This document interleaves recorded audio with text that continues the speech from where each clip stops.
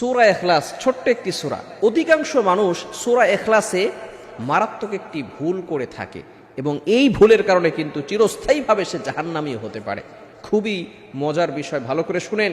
আমরা অনেকে সূরা ইখলাস পারি, অনেকে সূরা ইখলাসের আমল করি, কেননা নবীজি সাল্লাল্লাহু আলাইহি ওয়াসাল্লাম আমাদেরকে জানিয়ে দিয়েছেন সূরা ইখলাসের অনেক ফজিলত রয়েছে। ছোট্ট একটি সূরা, আমরা অনেকে এই সূরাটা পারি, কিন্তু আমরা অনেকেই এই ভুলগুলো করে থাকি। এই ভুল থেকে আমাদেরকে দূরে সরে আসতে হবে।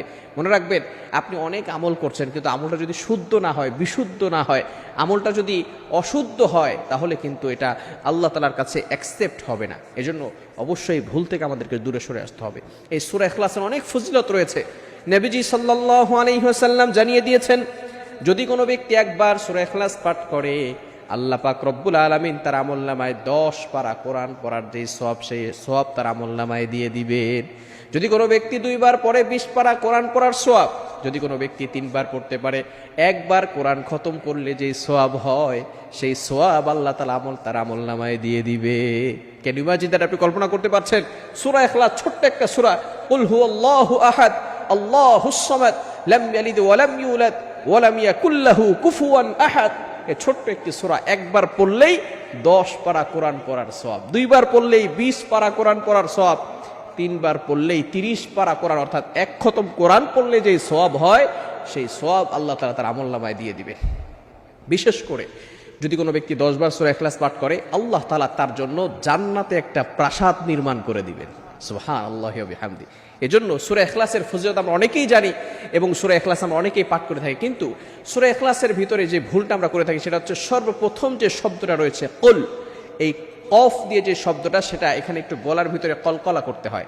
এর অর্থ হচ্ছে কুল, বলুন, হুয়াল্লাহু আহাদ, আল্লাহ এক, অদ্বিতীয়। আল্লাহ ছাড়া কেউ আছে?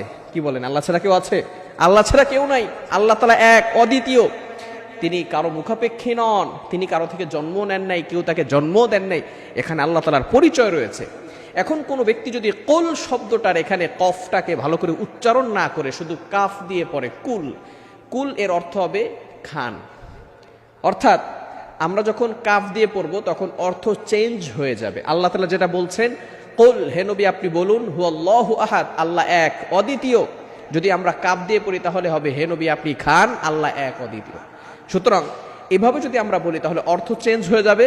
অর্থ চেঞ্জ হওয়ার ফলে কিন্তু নামাজ নষ্ট হয়ে যাওয়ার সম্ভাবনা রয়েছে। অনেকেই আমরা এই ভুলটা থেকে দূরে সরে আসতে পারি না। অনেকেই বিশেষ করে শুদ্ধভাবে উচ্চারণ না করার ক্ষেত্রে কিন্তু এই ভুল আমাদের হয়ে যায়, যার কারণে আমাদের নামাজ নষ্ট হয়ে যাচ্ছে। কিয়ামত পর্যন্ত আপনি নামাজ পড়বেন, এই ভুল যদি আপনার ভিতরে থেকে থাকে, যেই